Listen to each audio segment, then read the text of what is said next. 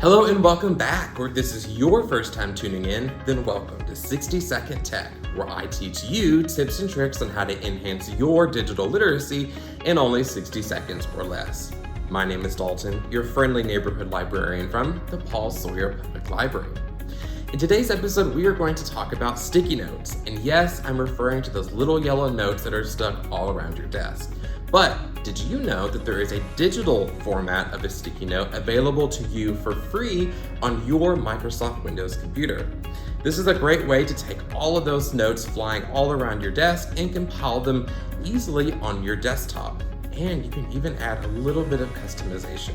So if this sounds like something that can benefit you, then let's start the clock and get started. If the Sticky Notes application is not already available on your Microsoft computer, then you will need to download the free app from the Microsoft Store.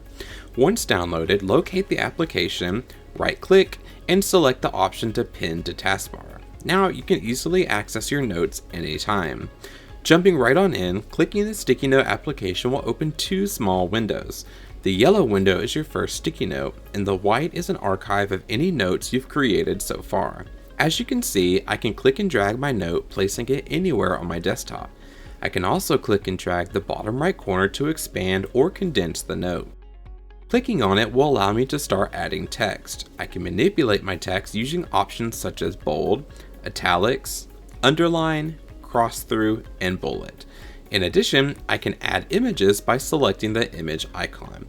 Lastly, I can change the color of my note by selecting the dotted icon at the top right corner and choosing the preferred color.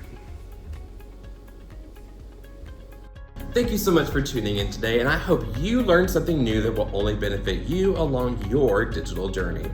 As always, my name is Dalton, and until next time, I'll see you later.